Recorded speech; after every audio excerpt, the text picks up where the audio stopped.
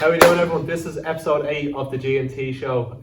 So obviously, Tony, how are we getting on? You alright? I'm alright. Is your Saturday alright? It's going okay, yeah. I was in town doing a bit of shopping for a holiday, yeah. Yeah, lovely, yeah. No, I was having a bottle with my granddad there, so here I am here, yeah. Glenn's a bit tipsy. I'm joking, yeah. So, we have our guest here, which is Sean McConnell. How are you doing, Sean? Oh, good. Would you like to, actually, just before I get to that, how was your weekend? That was good, yeah. Yeah. Keep busy, training as always. Nothing new, really. That's good, Live a bit of a boring life. Yeah, you know yourself, fuck's sake, right? No, big episode today, so Sean, if you want to take the reins, introduce yourself. Yeah, so I live local enough, just around the corner from here, really. I fight in mixed martial arts, MMA.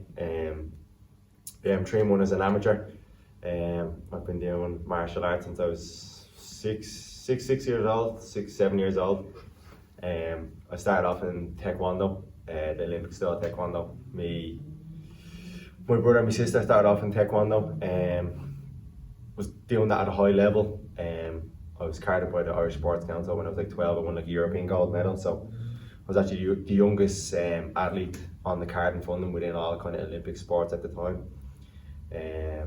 After that, I always loved boxing, and I always wanted to give boxing a go. And I was kind of getting injuries with Taekwondo, so I said, right, I want to give boxing a go. I said to myself, I said to my family, I was like, I want to do boxing just to stay fit, but I'm very competitive in the sense that once I start something, I want to get good at it. Absolutely.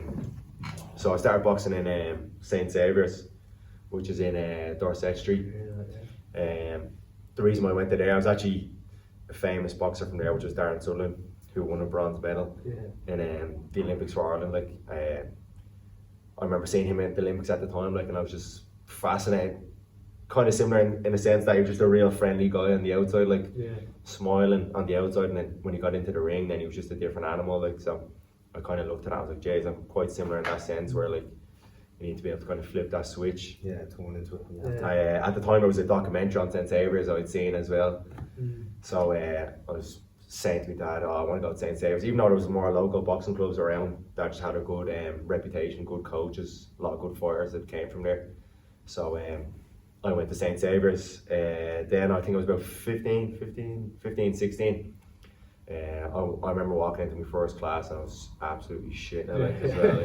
Especially going into the area where it is, like Dorset Street as well, it's a working class community. I remember going into the boxing club, and I was just absolutely packed, and I was literally, I'd say I was white as a ghost going in. It was just so nerve-wracking, people skipping, hitting the bag. I was coming from Taekwondo, but Taekwondo was, there was knockouts in it. You'd see knockouts in competitions, but boxing obviously was a lot more full on. So I started boxing there as well, and just hooked straight away. Absolutely loved it. I remember first sparring session, and I was punched from pillar to post, punched around. And I think at that stage, a lot of people, they'll either say, "Oh no, this is not for me," or "I just got a buzz from it and I just wanted to get better at it." So I just trained every day. I remember the first person I was sparred, I was literally took an absolute hiding, but a few months down the line, I started to get good, and then I started to dish out a few hidings and stuff like that. So I boxed for a few years. I got at a decent level. I was boxing at kind of all Ireland level, stuff like that as well. Boxed good few, even one or two guys now that are on high performance. I boxed them kind of at a younger age and stuff as well. Even though they kind of had an advantage over me in the sense that a lot of them guys were boxing since they were kids. I kind of started relatively late, even though it wasn't late. 15, 16, so I had a bit of catching up to do, but I'd already competed at a high level in Taekwondo, so I knew what I kind of took to kind of being a good strict, good structure for training and stuff as well, so I kind of took to that. So I boxed for a few years, and then I was kind of burnt out with boxing a little bit. I was kind of cutting weight and stuff like that as well, which is obviously a big, huge thing for combat sports. So okay, into that, But even when he started off, I know Sean since school. We started in primary school. I'm not even messing. Sean be off, and I knew. I think our parents actually they know each other from holidays and stuff like that. And just someone on the intercom, right? Sean McConnell is going to go for a walk around the school, and he was paraded around the school for boxing the head off someone at European level. And he walked in. 1 or 2 years, wasn't it? Me and Colin, my brother. yeah. And you were always smaller than Colin, weren't you? Yeah. And when he just came in and what just happened? You had trophies, didn't you? Trophies for taekwondo, yeah. And I won, the first time we went there, we're like, this is a bit of crack. And then, like, every weekend, like, nah, I don't really want to go around to the school. And they're like, nah, you're coming, like. Odd month you just see the lads going for straw parading around the school. To be honest, I think that was just an excuse for one or two of the teachers just to have a bit of a breather and Absolutely. chill out. So you two are actually in the same school? You're in primary school. You went to Paul's as well, did you? I went to St. Paul's. Yeah, I went to Nessens for a year on Bayside because Colin went there, so I was kind of one of them. He's a year older than me, so anything he done, I kind of done. Yeah. So I went to Nessens for a year, and I was like, not really arse getting the train out to school every morning. Paul's only down the road. So Paul's only down the road, and it was grand. I went straight to Paul's, so I knew everyone there anyways, because a lot of them had been in primary school, so I slotted in nice and well in there. So even you and Colin, you joined at the hip, though, aren't you? Yeah. You massively with the training, and you support his barbering as well. Yeah, so he's a barber. Yeah, we've just done everything like since very young. Like, so I'd be lost without him. Like, he helps him with everything, like from haircuts to holding pads. Then I'm cutting weight and stuff as well. Like, so. The real Diaz brothers. That's the Clester brothers.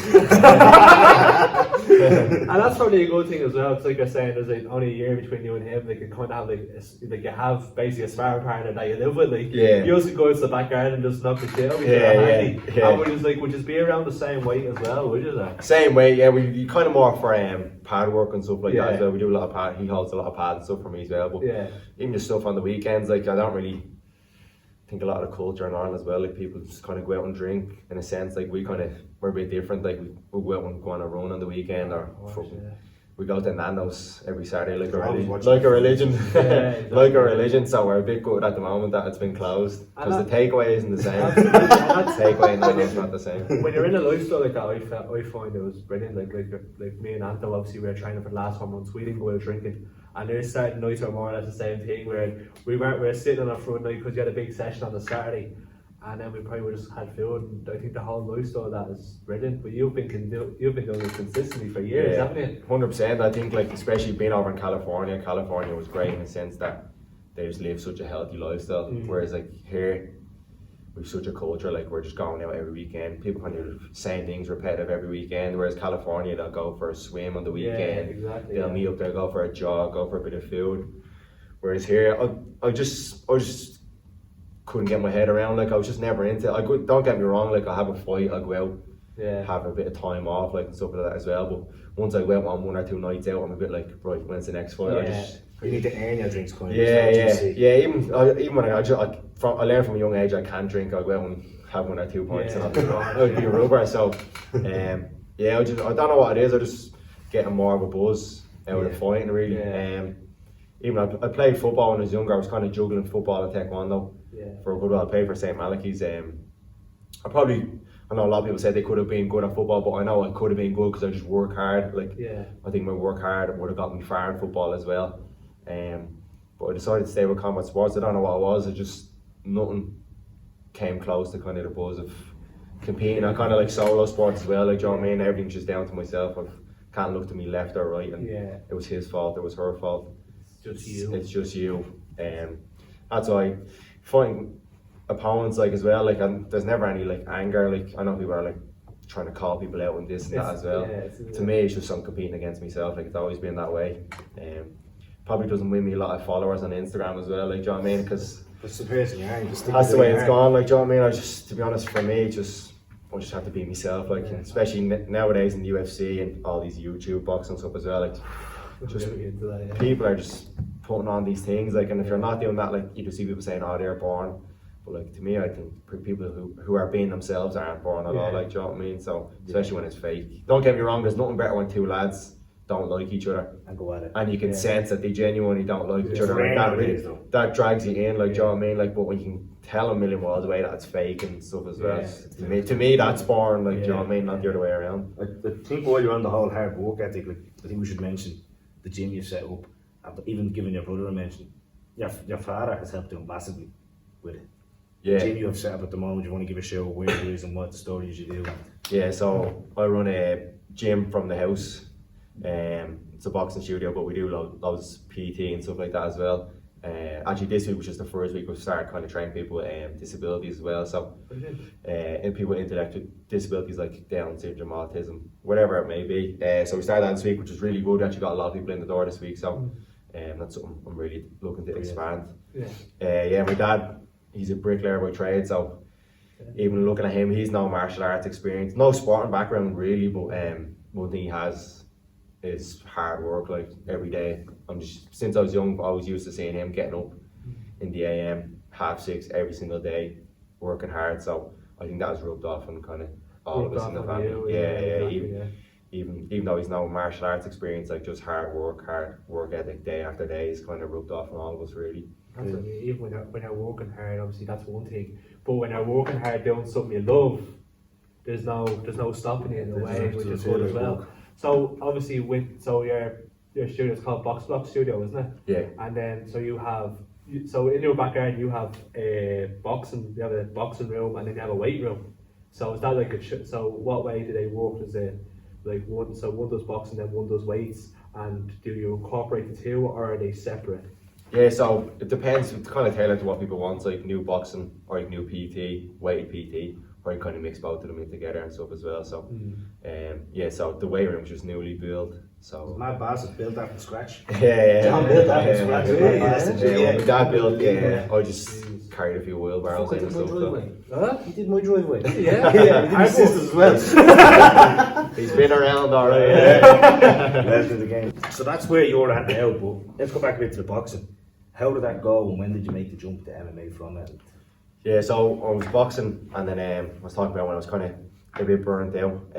This kind of coincided with finishing school and stuff as well. So I was kind of burnt out with the boxing. I kind of stopped doing martial arts and all sport altogether, to be honest. I was just kind of finishing school, and I didn't really know what I wanted to do, really. So I was a bit lost in that sense. Had a lot of passion, obviously. I had a lot of work ethic, a lot of drive, but I didn't really want to go to college. And school is either we went to the same school. It was either if you weren't going to college, they didn't really want to know about you. Nearly in the guidance council, I remember going in saying that. Yeah. Good lad, but didn't really want to know about you if you weren't looking for a DCU or something along them lines. So I was kind of went through a bit of a bad patch at that stage. I think what didn't help me was not training. I wasn't doing any sort of training really. I was feeling brutal. Wasn't really doing anything. So at that stage, MMA was obviously kind of starting to get popular, starting to get busy. I actually, I was like, right, I need to get back training. I need to start doing something. I was going to go back and box, and then MMA was, and obviously I had a taekwondo background, so I knew how to kick and stuff as well. So I said, right, I'm going to give this a go. I actually originally started out in John Kavanagh's gym out in where was that at the time? Bluebell. Yeah, it was SBG. It was Bluebell. It was the one before that one. So I was out in Bluebell, but it was a bit of a hike. I wasn't obviously driving, so I was getting a bus, getting a Lewis out. Yeah. And I was actually there. I met Owen Roddy because Owen was a coach in the gym. I didn't know Owen had his place in Fingers in Charlestown. So I got talking to Owen. I was there for a few weeks, few months, but I was struggling to kind of get out to the sessions and stuff like that as well. So Owen had said, why don't you come down to my gym in Charlestown? And I was like, no, I didn't even know you had a gym, so it was a no-brainer. So still at the time though, where I was living, I'm living in Clester, so there was no direct bus or no direct train. So I said, right, I'm gonna have to jump on the bike. So I used to cycle from my house to Charlestown, which is about half an hour at least up. And it's a decent hour spinning. It's a decent hour spinning on top of a 2-hour hard session. So, but I mean, stuff like that builds character. I remember so many times cycling to training, which was grand, and we'd be nice and warmed up. But you grapple for 2 hours. You'd hear the rain, and you'd have to jump back on the bike after doing that. So stuff like that will literally stick in my head. I remember doing a hard session, and the weather was just horrific. And I was just so tired. Obviously I got my license then eventually. A few months, that gave me a good kick up the arse to start driving. If anything, I could have been still on the bike now if it wasn't for that. So I started driving. So it just spoiled from there. Then I went to Owen's gym. Even still, then I was doing a lot of striking and stuff as well. But grappling, I still was kind of going for a class here, a class there. had my first amateur fight. I won that, I think it was first or second round. I remember that actually. Yeah, so I was actually there. It was down in the dock, so got a big crowd to that. It was very different in the sense that when you go to boxing amateur, it was kind of, you fight nearly every week. There wasn't any really big build. It wasn't like, oh, we're going to this big show. You'd kind of just be like, right, you're fine. On Saturday, you'd kind of go up. Like my dad would go watch, my family would go and watch, but none of the lads would really go watch unless it was a big fight. And then you kind of go into MMA, where it's like these massive shows where you have to sell tickets. There's drink there. Like, there's a big crowd. Yeah. I remember from my first fight, loads of my friends there got a minibus. You down. always do get good crowds. That's what I Yeah. was saying. There's always a lot of hype up behind you as well, the lads. Yeah, so I always get a good crowd. Like, to my friends, just they go to anywhere. Like, so. Yeah. So they'd ordered a minibus for the first fight, and I remember I was backstage in the curtains, just chilling there, and then before they started calling name, like the lads started chanting, like, and I was literally bouncing, like, and I was like, oh shit, I was like, I was nervous. I was nervous. It was something. It was different. Even though I competed my whole life, it was different when there was a big crowd there. Like friends and family. Yeah, your friends and family, everyone's there watching and stuff as well. So, but I got to win that night, so it was a great night. So I remember that actually. Yeah. Because obviously your friend was actually in the same gym as you. Yeah. I remember you were fighting. And I remember thinking to myself, like, the fucking amount of people that has that sweets. Because obviously you have a big group of friends as well. Yeah. The fucking amount. Yeah, there was a few. Yeah, and it was all people from like I was doing with taekwondo as well, like and stuff as well. So all the people were like that were really interested. So yeah, I won that fight. My second fight then that was a bit of a disaster. Well, it was probably the best thing that ever happened to me. My next fight was in the right venue. Again, I sold loads of tickets. Sold most tickets by a mile. Like Crane was at that, was he as well? yeah, there was loads. There was everyone was at that fight, and I ended up catching. I caught your man with a nice right hand, and then he ended up catching me in an armbar and snapped all the attendants in my hand, in my elbow. It was the best thing that ever happened to me in the sense that I wasn't doing much jiu-jitsu at all. I was doing a class here, there, but I didn't even know the basics. Right. And I was caught in an armbar within the first 30 seconds, like, and I was absolutely devastated. Like, of course. Everyone was there, like, and it was just such anti-climax, like. And I remember like sitting in the back, and I was for like 10 minutes. I was feeling sorry for myself. I was like, oh fuck this! Like, I'm not doing this again. Like, you learned a lot from it. Yeah, I was like saying, I was saying to myself, right, let's go back and box. Like, I don't want to do this grappling or whatever. But once again, I'm just a competitive person. Like, I was like, you have to be real with yourself. Do you know what I mean? I was real with myself, saying, right, I wasn't doing any jiu-jitsu, I wasn't doing any grappling. Like, there's no point in lying to myself. Hold yourself accountable, kind of thing. Exactly, yeah, 100%. So my tendons were gone then for a good few months, like, so there's nothing worse to losing, but there's nothing worse to losing when you have an injury where you can't get straight back to the gym, you can't start training, like, so. That's the first thing you want to do is rectify that defeat. Exactly, yeah, so I had a good long well thing. I could only do a bit of running and stuff like that as well, because my arm, I snapped all the tendons within my elbow. Like, I've had a good few injuries in MMA, but that was probably the worst, definitely the worst. Like, Pain-wise, how was it? Pain-wise, it wasn't too bad, but just the recovery length. When I felt like I was getting better, I'd feel a twinge and stuff like that. I was just, sometimes it'd be better with a straight break on things within stuff, like instead of kind of them little niggling injuries that are always there, like they're always there. So thank God now it's 100%. So just to bounce back on the jiu-jitsu side, when you noticed it, when you're training, obviously in Charlestown, SBG Charlestown, did you pick and choose what session you wanted to do, or? Yeah, and that, like, is that, or it could have went into that jiu-jitsu class, or I picked striking over jiu-jitsu, or what was the? Yeah, so sometimes I'd be like, at that stage I was a bit like, right, I'll go box, I do the sparring class, I love sparring, like, the whole background, life. And then it'd be like, right, who's staying on for jiu-jitsu? And I'd be hood up down the stairs, sort of thing. Like, yeah, exactly. I don't want to do legs. Like that, exactly, yes. Something similar to that, like, do you know what I mean? I'd be like, right, it's time for jiu-jitsu now, and I'd be like, right, I have to actually go do. Don't need to hop on the bike anywhere. So I wasn't in love with grappling at that stage. Like, I didn't really like it. Yeah. Probably in the sense that I came from boxing. It wasn't an ego thing. I just didn't want to. I was like, you're starting from scratch again. But after that defeat, then I was like, right, I need to go back to the very basics with jiu-jitsu then. And then I made it sure that I did some sort of grappling every single day. Every single day of the last year, so I went up to Northside Jiu-Jitsu Academy, where I've seen you a few times. Yeah. So that's up in Coolock. So I started up there with Tom Birmingham, who's a black belt in Jiu-Jitsu.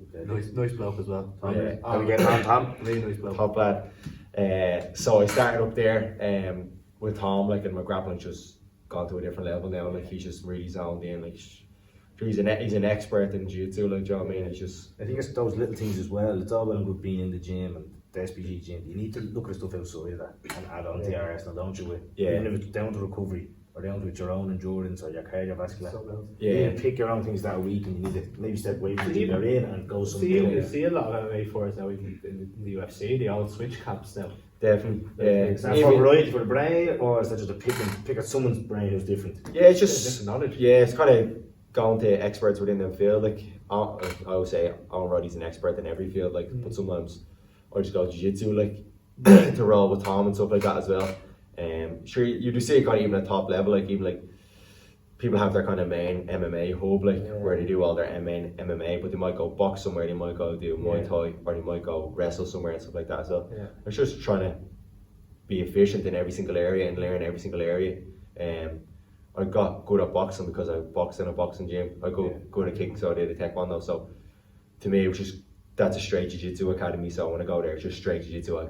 Whereas if I go to the MMA gym, I might just be thinking about striking. I might be saying, right, I'll go to the striking class as well. But there, I was just, at the time, was just pure jiu-jitsu. Like, I couldn't do anything else. So that's why I kind of started going there. Even though we have some absolute killers in SBG, including Owen in jiu-jitsu as well. For me, it was just good just to kind of just be in a jiu-jitsu environment. Just think about jiu-jitsu and then don't think of the bigger picture. Exactly. Which is MMA jiu-jitsu. Exactly. Yeah, they're very different. Yeah, they're very different. You could do jiu-jitsu and you could throw a few thumbs. It's fascinating. He's probably laughing at me, but it's kind of the same story with the triathlon. If we're covering 3 sports, these are covering so many different techniques. Where when we go to a track on a Thursday, it's solely running. But there's you can be a good runner. There's a whole different ballgame being a triathlon runner. Doing it from the bike and the swim. And there's a lot of work that there's so many different. You're covering so many different sports. We're covering 3, but there's so much work that needs to be done. And so much thought that has to go into it. Not many people understand that. As you said, there's jiu-jitsu and just a sole jiu-jitsu gym, and then the MMA side of it. Yeah, well, it's good in a way. When I was like, oh, I'm gonna go back and box. When I was at that stage, boxing, I love boxing, but I was like, I was doing the same thing at every training session. Whereas MMA was good because you'd be kind of right going up and doing kickboxing tonight. The next day you'd be doing boxing. The next day you'd be doing grappling. So it keeps it fresh. Like, and I do like that. And it's just wanting to be like, I started off in a traditional martial arts, which was taekwondo, like, as well. So it's just about kind of being able to defend yourself everywhere, like. So before all this, was there any other career path that you tried to do, or?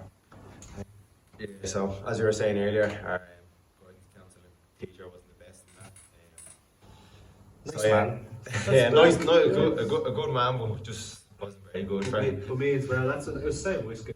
Yeah, meant well, but like, especially nowadays, you can't be just third level education. You get straight to a business course, like that's like the red button, business. Like, it is, What they do is business, just press the red button. That's the go-to. So it started, finished school and I was kind of in a bit of a dump then. Started doing sparking. Went down. That got me into a great company. They paid for an all-inclusive weekend. There was dinners, everything. Big introduction was down in Limerick.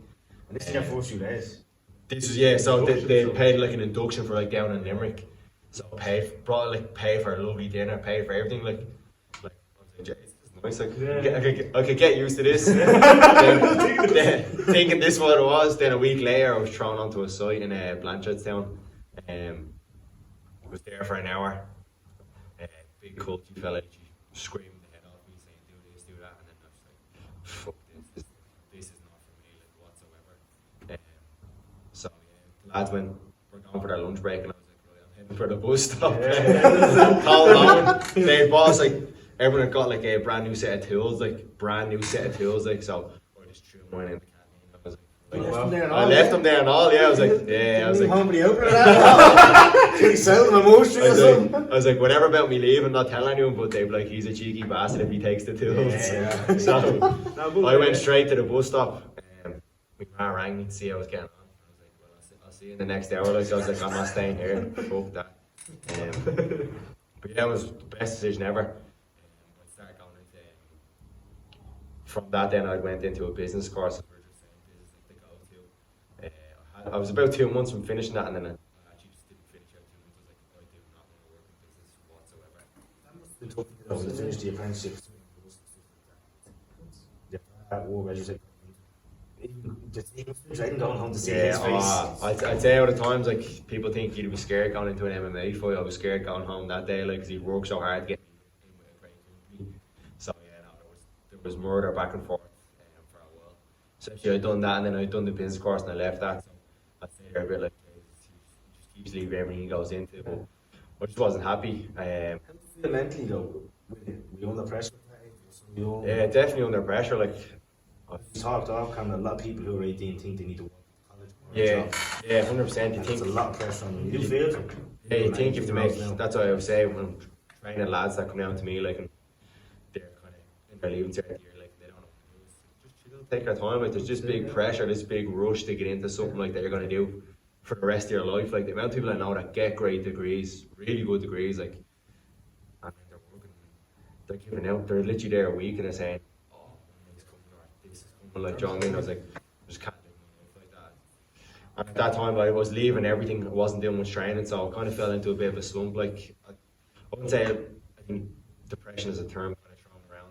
I fell into a slump. I'd say I wasn't in a great mindset whatsoever. Like, really, just wasn't feeling good. Like, that was down to a lot of things. It was kind of pressure putting on myself.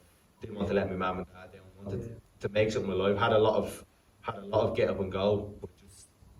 Didn't really have any direction to what I wanted to do. Were you training? Did you have that output as well?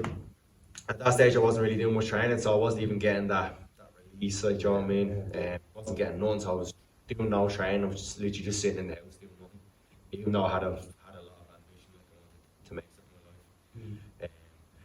Yeah, so from there, I was just like, I needed. Again, I was looking at my dad, like, I was still seeing my dad getting up every morning. That kind of helped me get out. I was literally like, my dad's still getting up, getting on with things, like, do you know what I mean? So I think that rubbed off. It was like, getting that kick up there. I was like, right, fuck, I need to kind of start doing something. And then it was kind of then I'd met a career guidance counselor in Charlestown College. I actually can't remember the lady's name, but she was really good. She was the first person that kind of said, oh, you're good with people, you're good with this. Would you try social care? Would you try working with you? And stuff like that as well. So first time that was a light bulb moment. I was like, John, she's actually right. I actually have an interest in that. So from there, I did level 6, higher level 6. I think less college as well. No, that was actually in Closhadoolik. Yeah. Like people like that, fair play to your one, because I've never met someone when I was in school that turned around and says, right, what do you want to do? What do you like? Let's try to find something that you like. Yeah, so it was the first time someone said to me, what do you like? It wasn't like, you were asked a question. It wasn't, let's look at your grades, let's look at fucking, where can you get into? Let's look what you got in French, or let's look what we got in a subject that I'm never ever going to use. Do you know what I mean? Based off. And so people, the leaving cert is just such a backwards thing. I know you need, like, basic things like English, maths and stuff as well. Like, when I done my leaving cert, I was just like, jeez, I'm not that smart, but, like, I know I'm intelligent in aspects, like, in life and stuff like that as well. Whereas you're made to believe, like, you're not intelligent as a person because you get a certain level of points. Like, and it takes you a few years to kind of realise that as well. Like, I know people who got like 500-600 points, but, like, you put them into a room and have a conversation, you can't even have a general conversation. Or if someone's thrown bad in their life, like, they don't know how to deal with and stuff as well. So to me, intelligence is how you kind of deal with in different ways. Daily life. There's different kinds of intelligence. Like, just 100%. like with skill or be intelligent in common sense, yeah. And he nailed on the head. Young engineers on my side though, they've never worked on site, they've just done the college, became engineers. Me last week, and he said, let's fit this rabbit through this door. And I'm getting that through the door. I could not visually see. He's trying to go at that door and all the different shapes, and he's doing with the degree. And I'm the fourth year, and I'm like, you won't get that through that door. You get them people like that are good, and then you get them lucky bastards who are smart, good common sense, good looking, and good at sport. And a gaff as well. He owns a mansion. Some people just. They just get on a play, like, do you know what I mean? But I actually wouldn't like it like that, like, do you know what I mean? Because you don't really learn work ethic like that. So I started doing social care then. That was in Closhadoolik. I was literally like myself. It was a room full of, because social care is predominantly more women most of the time. So I first walked into a class. I think I was more nervous walking into that class than I was walking into the boxing club for the first time. Walked in, there was like 30 girls there, and 2 other lads. And I was like, oh shit. I was like, I remember thinking, I was like, what the fuck am I doing? I was like, why did I do this? I was like, why did I do this to myself? Like, do you know what I mean? So, and I was a bit like, right, I just sat down. I was, even after the first day, like, it was one of them things, it's like something new. Like, the first day, I was like, oh, I don't like this. But then, starting to get into it then as well. Actually, they were talking about stuff I was interested in, like mental health, like addiction.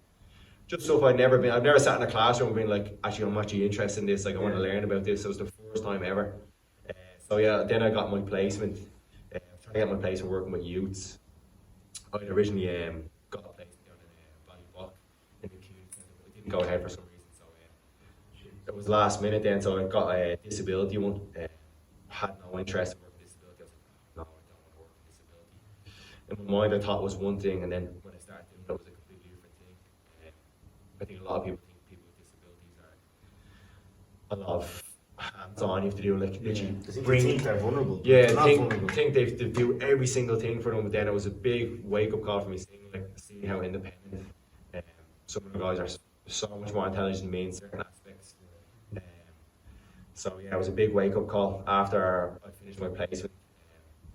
That said, there was a day service out in Hope. They actually offered me a job, so I took that. I was working there for two years in total, and it was great. Like, it didn't feel like a job. There's a lot to be said about working in a job, and it just gives you so much energy. That there's no more tiring working in a job that you don't like, and then by the end of the day, you just don't even want to do anything else. It's very rewarding though, that job you stepped into. Yeah, 100%. Yeah, it's very rewarding. Like, it's a simple things. Like, even going back earlier, we're talking about people like Instagram and kind of doing stuff that you like, and just not buying bleeding designer clothes for the sake of just Instagram and show it off. Exactly. Yeah, it was that's really why I liked working disabilities.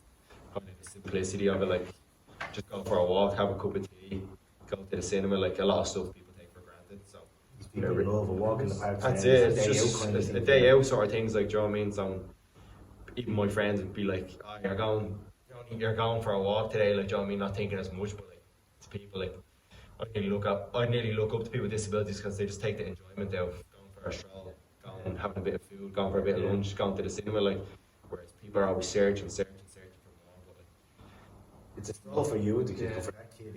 I get to get out and have a look. But they teach you like to find the love and just going for like that. Like, in life, I think people are always searching for more and more. Whereas kind of the good things in life are always right in front of you, like going for a walk. Like, do you know what I mean? People take that for granted on the daily and stuff like that as well.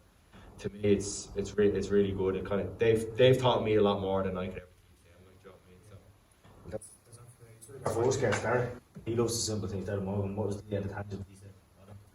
Well, kind of the first thing what you were saying is you went into a job that you loved. Like, you could have done for extra money, and that's it. But you would have been happy. You're going to a job, you're actually quite happy. You're making the same money. But what we get is that money doesn't buy happiness. And we had a guest on, Darren Morgan, a very first episode. Hopefully back. It's not a big deal to him. Like, I'm not sure if you'll see this, but he kind of put life as a pyramid and put in order like health, wealth, love, and happiness. And like your life is a pyramid, and you try and work off that. And just when you overthink it, like, why did he sit all overthinking? He's probably looking at saying, "Tone your bollocks, tone down your bollocks." Simple things in life are they're the main things. And that's I learned a big lesson this year in saying that money doesn't buy happiness.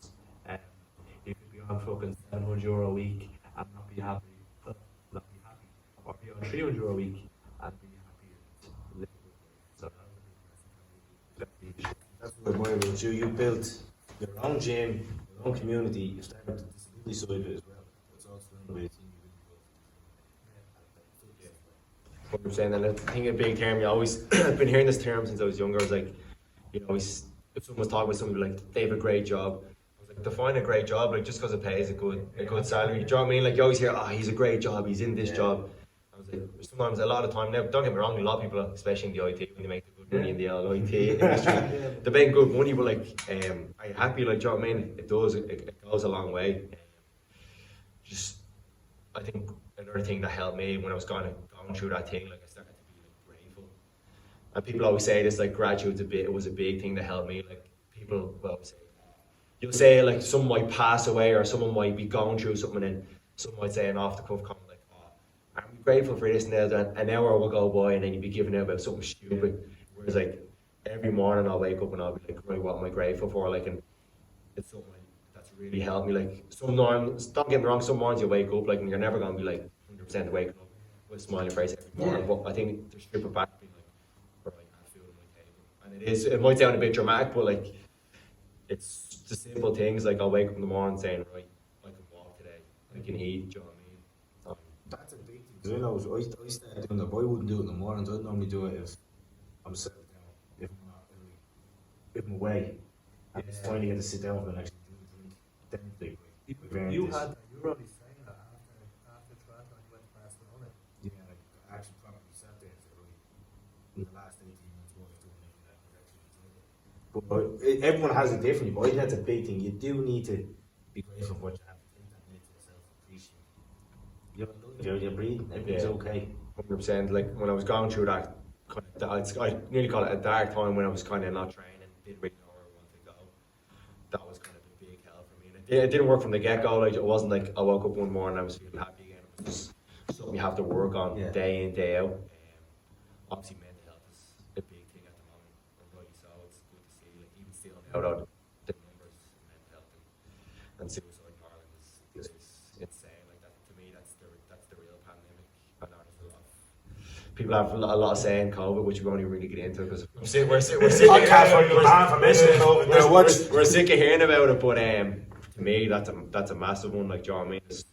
And I think it does fall down to social media and stuff as well. Like I think young lads now are seeing stuff on social media, like, and there's a lot of body image and stuff as well. I think that's not touched on with lads as well. Like as much as there is with women and stuff as well. Like there's a lot of lads seeing now. Like, do you know what I mean? Like people muscle wise and stuff like that as well. But again, 90% of the time, then people are living a healthy lifestyle. It's not healthy as well. Like being in, it's nearly fixated on that as well. So if I got my arse out for the Instagram and shooting followers. That's it. And then like you said, the people, obviously people want to look big.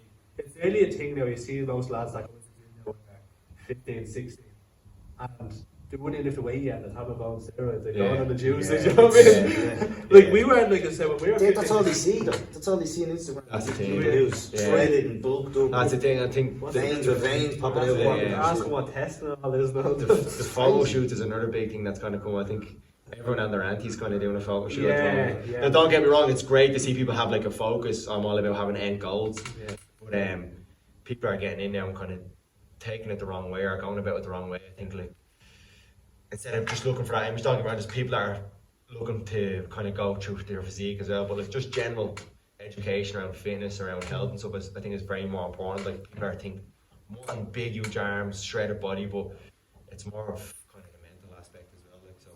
You can talk about this subject all day. The people making the money off these photos as well.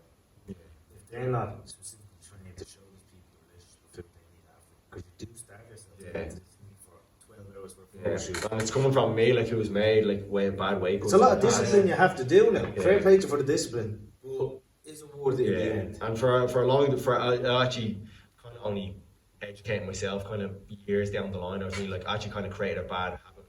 Like people think that's just from cutting weight. Like I said, you probably look at food as numbers at some stage, did you? Yeah, especially in boxing. That's how I got burnt out, just cutting weight. Like I remember coming up to a big All-Ireland final. I was in the sauna the day I was fighting. Like looking back on that now, it's fucking crazy. It was in Parnell's GA, and I had a sauna suit on me in the sauna. Like the day I was meant to fight, like, and it was the first time ever in my life when I got into the boxing ring. I was like, I'm not gonna win this fight. My legs are gone. At the time, I thought like, right, I'm just losing the weight. Looking back on that now, that's crazy. Like so. I think I actually did develop a bad habit with food. I nearly was like, oh, I can't eat that. That's like, this, it's that as well. Like, so yeah, I think it's education around kind of food and stuff as well. Like, just you're not going to be in great shape like all year round. You know what I mean? So it's kind of creating that balance as well. So creating a life where you can maintain your body. Exactly. And you go for a few drinks, you can say, look, okay, you have a few drinks. Yeah, as long as you're living a healthy lifestyle, like outside of that, you can treat yourself as well. I think that needs to be education. Yeah, a lot more. It's from a young age and stuff as well. Like obviously, PT and kind of stuff is kind of a new thing. Like everyone's kind of doing PT and stuff as well. Like, and there's no real, there's no government body really in Ireland to kind of say right, they're enough qualified. And so I see so many stuff on Instagram and stuff as well. Like I don't really get on speaking much on Instagram as well, but it's crazy. Like some people like especially girls more than anything, like they just have to get a picture of their arse out and put PT in their bio, and they have a few thousand followers, and I'm literally there trying to like do great videos and all that. I'm putting the graft in like a She went to a G-string and she's don't forget the peach emojis. That goes a long way. I've been like reading like proper, like I know what I'm talking about, like I've literally been around fitness and things since I was young age, like, and I'm there putting a big video up and putting right, that looks deadly, and some girl put up a yoke would just she gets more acknowledged on her than you do. She'll do a squat and her knees are going out this way and that as well, but like that's just the way it's gone, like, do you know what I mean, as well, like people just get away with it, like a big following on social media goes a long way, and any sort of thing you're trying to do, like. So that's important. You're one of the first people I know, any of my clients know as well. We don't push for a body, we push for a lifestyle you can live where you're happy. Good you know that you're getting into the and you're forcing the way to say it back to me that it's not about numbers, it's not about calories, you don't need to look at it, you just need to find the balance when you're happy. Yeah. Even like before, like I was like I cut so much weight that when I fight I balloon out, whereas like not balloon out, but I take the piss for food, whereas now I just kind of eat good healthy foods. I'll have like a cheat meal on the weekend. It takes time, like, and it took me a while to kind of realise that, like, especially coming up to boxing fights, I used to be very, very bad for, like, I had a day for a fight, I wouldn't do anything. I'd sit in my house, train, and now, again, with experience, like, I've kind of, like, right, I'm going to have a bit, I can go out with the lads, I obviously won't be drinking, but I can still go out, have a bit of crack, like, and stuff like that as well, whereas before, I was not in this unhealthy thing where I was cutting away all the time. I'd sit in my house on the weekends, which I sometimes, don't get me wrong, still do mostly, but I won't be like overthinking. I was nearly paranoid to an extent coming up to fights where I'd just shield myself away from everything and everyone. And at the time, even back in school, like I remember coming up to boxing fights in school, like where I'd be missing school, like, and people were like, oh, he's never coming to school, like I think I'd be at home watching fucking Netflix, like little did you know, I'd be leaving school, I'd be going training, like even in 6th year, like I was kind of coming and going, like, and I think a lot of teachers if I wasn't in school, I can bet you I was fucking at home, gym working, like, do you know what I mean? I wasn't sitting at home, putting my feet up, that's for sure. Dark days make the brighter days brighter. Learn from them days, and that's amazing. When you fight, what weight do you fight at? Yeah, so I'm fighting in September, in a few weeks' time. For this one I'll be doing 70 kg. 70 kg is 155, yeah, lightweight. Baby Rogan over here. John Hannick. 70 kg. Yeah, so the one, my last fight was actually at 66. Yeah, so that's tough. It's tough in a sense. I told you when he coming up, he loves this shit. You're a fanboy, eh? So yeah, the last one was a tough cut, and I think, especially amateur, there should be no cutting.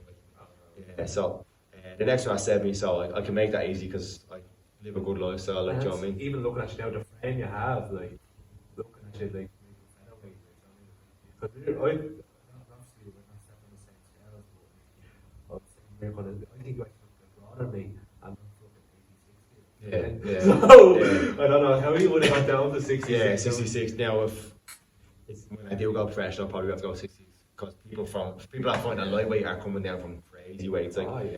The one thing that's wrong with MMA and combat sports, mainly MMA, because there's not that many weight classes, they're kind of big gaps. But as if the sport wasn't hard enough, we have to go and fucking cut weight. Like, I mean, it's crazy. Like, it's mad. There's some examples of that as well. Like looking at people cutting down the the biggest one I've ever seen. Do you ever hear your man Blaze? Yeah. He was fighting at 70 kg, 155, and he was walking around at like 210. Yeah. Yeah, 210. Crazy, man. And he was cutting down to 155. You get that a lot. It's Till, crazy. Darren Till was welterweight, 70 kilos, and he was 215. And even that's extortionary, you know? Yeah. Right, let's get on to nowadays. We'll talk about the past. Let's go. Where are we at now? What's the schedule? We're fighting in September? September 5th. That's on an Newry. Fighting on that. So, good performance. Hopefully it goes well, and then we got to make the switch down professional then. So, Now, I know you, Glenn doesn't know you as well, but the amateur MMA, it's tough to get fights. Yeah. And you, the most, have experienced it. Yeah, it's been a disaster. Absolute disaster for me. I'm 3-1 now, but I've had 10 pullouts. I'd say 7 with them within the week of the fight, which was too late to get a can't even put into words how hard some of them work, just putting in all this training, all the sacrifices. Just missing small things like people's birthdays and not being able to have a bit of food there. Like people don't really see the sacrifice that goes in on that level. Like. So very, very disheartening. And then the one kind of a few months back was cancelled the morning of, so it was meant to be on the Sunday. Yeah, so it was on the Sunday. That was meant to be for a title, on a big promotion. And that was Clan Wars, yeah. We actually got a call during the night, and I thought it was a mess. I genuinely thought it was a mess. I got a text during the night, and somehow I woke up, seeing the text. I honestly thought it was a joke. Like I was at the weigh-in, and then it was cancelled. What's your head when you get that? At the training session. Cool. At that stage, not that I was ever going to quit the sport, but in my head I was very fed up in the sense that I was doing all this stuff and I wasn't even able to showcase or progress my career. So frustrating. Takes a lot of mental. I'm not too sure. It was something like the COVID was still going there, and the police had pulled the last minute and stuff like that. I think I remember I was in the hotel and the hotel couldn't get it signed off and stuff like that as well. Yeah, so at that stage I was very fed up. I was like, I'm making all these sacrifices and I'm not even getting progress. So I wasn't even training for a while then, and then it was just right place, right time was when Owen had said it to me about going over for McGregor's camp. So it couldn't have came at a more perfect time. I was in a place where I was a bit fed up with the sport, like not being able to fight, like and then I first heard about that opportunity coming about. So and then that was kind of a good turnaround. Really. So it was something I needed badly, like just to kind of lift the spirits more than anything. This is Poirier McGregor 3. You got the call for. Yeah, Poirier McGregor 3. So I'd always been dying to get a shout from him in camp. So it's kind of lurking in the background all the time, like so. This is Poirier 3. Poirier's southpaw, so I fight southpaw. Predominantly more of a boxer. I like to box and southpaw and stuff as well. So I first heard about it. Colin said, "Would you be interested?" I was like, "Is that even a question?" Like, I mean, he texted me saying, "Would you be interested?" And I was like, "You don't even need to ask me that question, of course." Like, so I was kind of back and forth then for a while. So I heard I was gone. Then Owen had headed off to Dubai. Then I didn't think I was gone. Then I didn't think I was getting the show to go. And then on the Sunday, I'd heard the flights were booked. So I was gone that Wednesday. Where were you in the gap probably at this stage? Yeah, I was in the house on that Sunday. Like I was trying to keep it cool, nearly. Like. And who got on to you? A representative from McGregor? Or? Owen himself said that the lads would be in touch for flight detail and stuff as well. At this stage, I wasn't even telling anyone. Didn't really tell anyone because I wasn't sure if I was going to go ahead.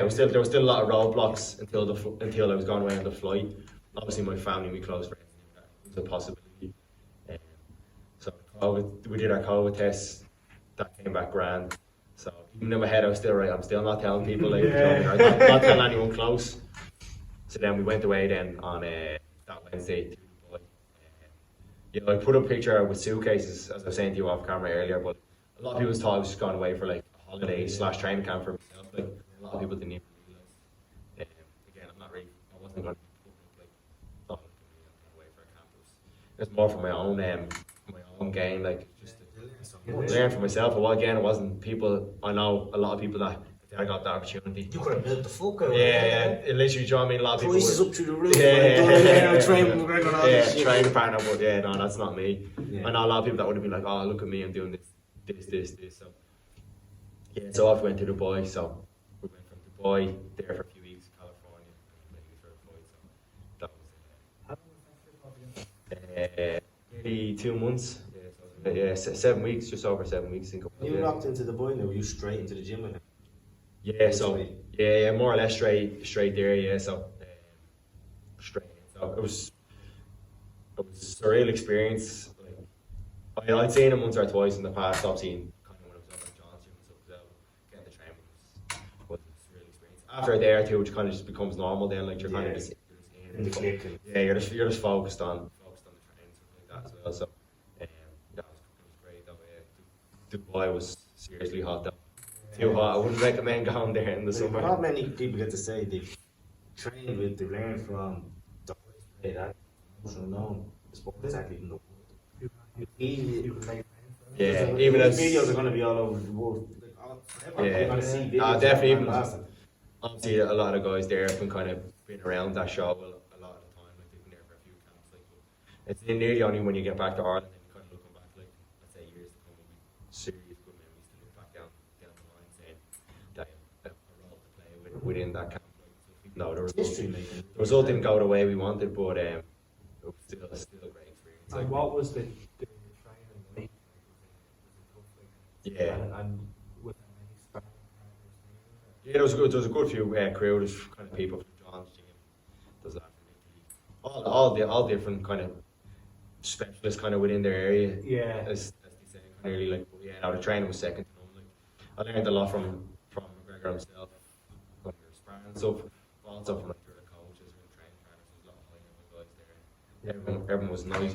Everyone was sound. Like, I mean, it goes a long way. Everyone's sound, even though we kill each other and punch each other. Everyone kind of buzzed off each other away because someone could bring something different. Yeah, exactly. Yeah. It was good. It was a good team environment. So. Going through, you were at the weigh-ins, you were at the fight itself, but the story we talked about was the best of the camp. Yeah. I'll tell you, you blew McGregor out of the way. Yeah, he put that up on his Instagram, so we went for like a meal for like and to finish off the camp, like, so we went for a meal. Still, we had all his names on the plate. On the plates, I think. No, I don't think the names on the plates, but there was like Team McGregor, you know. So the dinner was A1 now, I have to say. But the hotel with the apprenticeship was something. There was a few things coming out now. I didn't really. It was a bit fine dining, and I didn't really know what to wear. Like, I was a bit like. You have to stick to the East You have to have a fork on this side. That's it. There was a few different cutlery. I was like, here, just try out the steak there and get on with this. I'm a lad from Sylvester. I don't know how table matters. Yeah, exactly. So, but yeah, that was the one he had the video up where all the crowd was. That was.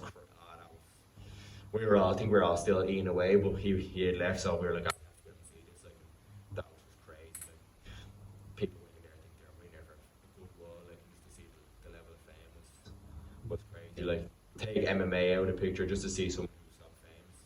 The Yanks love him, yeah. Yeah, come on, from like just crazy. Like, It must have been crazy for you to see, because as he made the video, yeah, that's the thing. Like, if it took him away, like, you can't imagine. Yeah. You can't imagine. I was literally like one of the people in the crowd. Like, I was like, I was videoing the thing like as well. Like, so yeah, no. Out of the whole trip, that was crazy. Like, but yeah. What stands out for you in the whole trip? Like, the people obviously going to we talked off camera.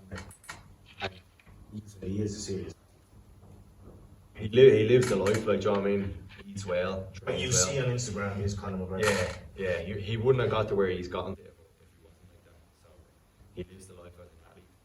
Yeah.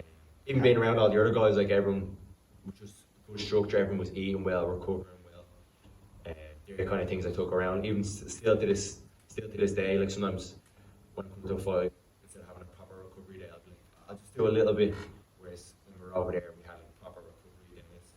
Which is something coming to this fight I've actually started to use. I felt a lot better, like, you know what I mean? It's about kind of knowing to take the foot off the gas a little bit. So just learning stuff like that as well. Like, it doesn't always have to be technical stuff within MMA to learn, like, just kind of little tricks like that. Not even tricks, just kind of common sense prevalent, just understanding your body, like when to go, when to stop and stuff. What? And have since, like, obviously for the tournament, have you heard anything from him since? For personally, A little bottle of proper 12, didn't you? To bring I've got a few little bits. But actually, few little look, bits. Dad, just be fair. Yeah, but of obviously, course, you're doing him a massive favour going to work over there. You're literally working for him. Yeah. And people probably don't know, but he did look after you. Yeah, of course, yeah.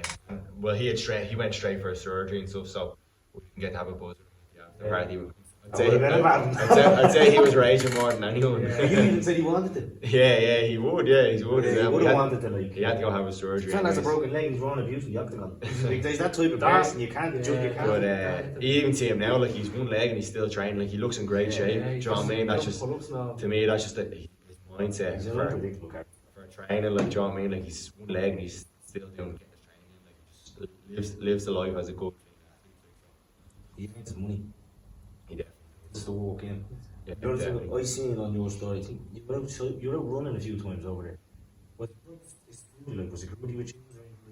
More so him. If you're around him, he destroyed you around him. He needs anyone at that level of fame. When I was going through runs, we were kind of Yeah, free time. yeah, a bit of free time. Even after doing better when they seen you, no one on the card, Yeah, no one takes in the box. Even a lot of people didn't even know I was there, and then a few people text me when they watched it in bed, and they're like, "Did I just see you on the fucking in bed?" Like, especially a few of the guys from around training, they were like, "Did I just see you wearing a box block jumper and on bed?" And I was like, "I had it sus." I knew it was coming towards the end of the camp, and the embedded lads would be there. I was like, "Gonna show it up." That's so he want to give that away. For which? Because he mentioned after the film crew's coming in for embedded, he only had for one episode. Yeah, one episode. Yeah, well, like anything, like sparring's kind of like a secret. Normally he'd one part every episode. Yeah, I think he was just not focused on training like that. We just wanted to have that. So yeah, they came in. I think for one day, I think it was a few bits and pieces. Yeah, that was the thing. Like going to Vegas and stuff as well, which was crazy seeing all the behind the scenes stuff. Like I'd actually never been to a UFC event ever. That was my first one, so and I watch it literally every weekend, like a religion. Like I always watch UFC, so to go to the biggest show, one of the biggest shows ever, and then to see like what goes on behind the scenes. I was a fan more than anyone was, and then I have to be there. Like, I think that was the fifth. Yeah. That was the fifth highest. Did you get to keep that card now? I have one or two things actually. Kept actually. I'm gonna have to get them framed. That'd be nice, Yeah, I'll have to get that framed. Gloves now, did they provide all the gloves? Or something like that? We kind of had our own training. Right, Yeah, and then we got like all kind of McGregor fast stuff, which is hit stuff and stuff. So like so, all few bits like Check that. neck and Rocking around it. So I'm just going to kind of go into obviously we're going to say let's obviously this sport and 5 years time, where would you like to see us? Boxing the head off. Yeah, well, I've been training since I was 6 years old. Like, I don't have to go on and tell everyone I'm this, I'm that. Like, I kind of have a quiet confidence about myself. Like, I know how much work I put in and how good I can be switched on. I know I'm capable of. So all goes well. I genuinely think I'm fine in UFC or Bellator. Don't see why not. Like, I have the pedigree. One thing I had to work on was my grappling. I've been working tirelessly the last year or two grappling. Probably for the next while, go professional. I'd like to sign with. I'd like to fight in Cage Warriors. Yeah, for me, even before I watched UFC, I used to watch Cage Warriors with my dad and my brother used to be on Satanta Sports. So my first introduction to MMA was actually kind of Cage Warriors before UFC. So to me, it was like, I mean, look at them now. Like I think over 100-something people have graduated from there to UFC. And even within their own promotion, they keep active. Activity is a huge thing for me. And I don't want to fight just once a year. I want to fight fit every 4 or 5 times a year. Like, do you know what I mean? So yeah, I'd love to go that route. I think it's good to keep all your options open. And there's no point in some fighters that come out and that kind of discredit. Maybe like Bellator or like do something like that as well. Like, they're all really good promotions. Like, the better all the promotions are doing, the better MMA. Like, even though the UFC is the top premier, it's the best promotion in the world. It needs competition. Do you know what I mean? It's good to have competition. It means money goes up. It means the level of MMA goes up as well. What it is about these little organisations. Do you ever see one? One are great. The fights in that as well. Yeah. That's what they say. Some of the best fighters are in one, just because a lot of the guys are like Thais and Asians, and a lot of them don't speak English. It's hard to kind of build their profile. Yeah. I mean, you've seen like a lot of high-level fighters when they go over there, they get beaten. Like Demetrius Johnson was beaten, Eddie Alvarez was beaten. Sage got a heavy one. He got told this for ages. So what is the story with that organisation? Is it? Well, I've seen them more recognised now. So do you reckon it will get recognised? They do MMA and they do kickboxing. Yeah, they do. They do all like Muay Thai, MMA and stuff as well. Like, but yeah, it's high level, really high level. Like, and it's very traditional in a sense. Like, they're real, like it's real martial arts, like kind of the old school martial arts approach to things. Like, and as well as that, they see the way they cut. They're very strict on the weight cutting. Yeah, so like if and they moved all divisions up. So let's say in the UFC, there's a bantamweight, like so flyweight is 125, but their flyweight now is 125. So they promoted everyone, all the champions up 10 pounds. Because you have to fight. Yeah. And they do a hydration test as well. Yeah. It's like, to me, like that'd be a big incentive to like fight with one, like, do you know what I mean? Like not having to cut weight, like they're a bit on the ball. Because you go for a diet, you go for off one diet, that's when they done it. Would you say a lot of people have more initiative, be more into the weight cut if they were looked after more with during the weight cut? Yeah, hydration tests people wouldn't be taking.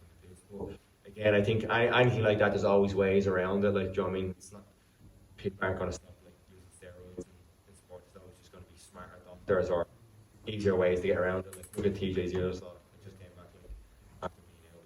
Like, to me, in my opinion, he never should have been let fight again. Like, yeah, he openly admit as well. I'm saying he'd openly admit, like, and we're not playing football here. Like, there's shin bones coming towards your head, elbows. Do you know what I mean? So, like, to me, he's just he can come back now and win things over. But like, I don't know. To be honest, I don't know how fighters look at themselves in the mirror. Like, I'd rather go out to a fight and get put stiff, knocked out, knowing that I didn't cheat. Like, I gave it what was me. Like, do you know what I mean? So, and then there was one as well, right? So the beat up to his neck and TRT. He's fighting in the La isn't he? Yeah, so September. It was a head kick, Michael Bisping, right? that's right. And a man detached Michael Bisping.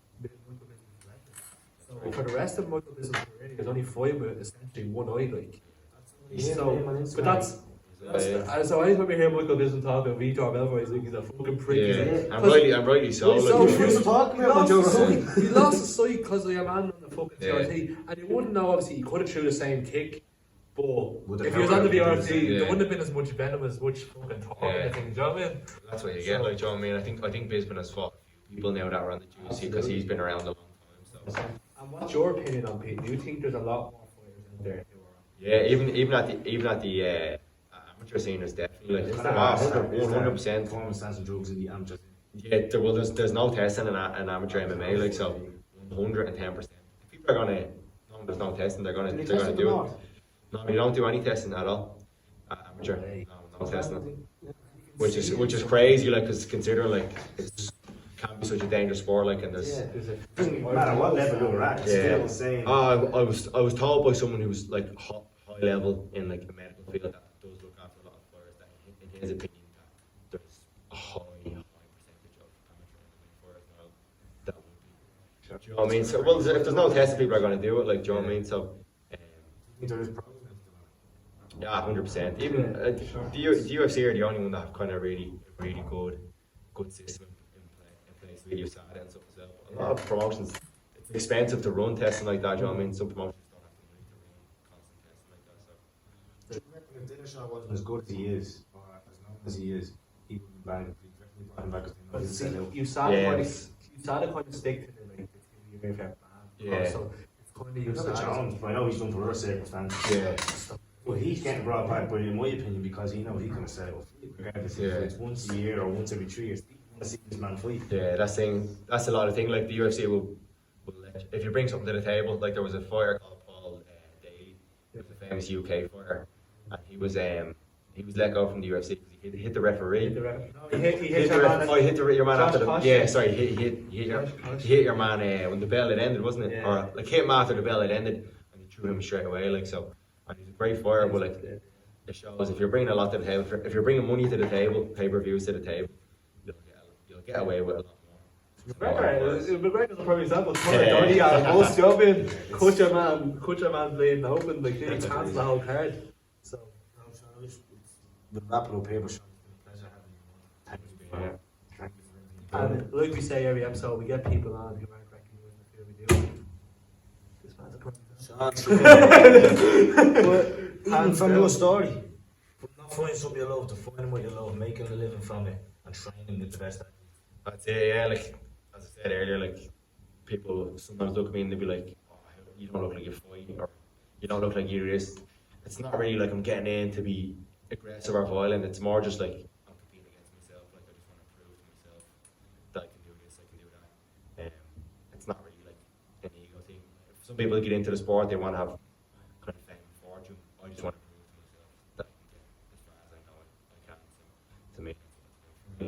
I know you're showing most of me like Glenn. You're probably the person who actually. Yeah, I probably, can yeah. only see you going to reaching your goals. There it is, Cage Warriors, and you're happy to go to the UFC. The people there now do more than that. Absolutely, I fully believe ourselves.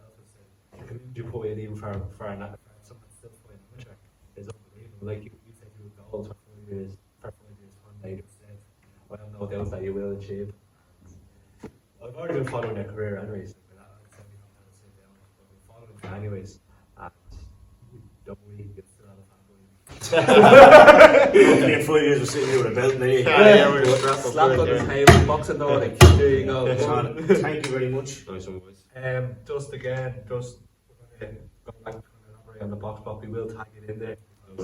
Yeah, you have it is a new relaunch. So box block, Dublin, new weight room, PT, spot size. Right beside Leicester train station. Yeah, handy to get there. So thank you for watching, and if you are watching, do let us know, and do check out our latest videos either on YouTube or on the Spotify. Thank you.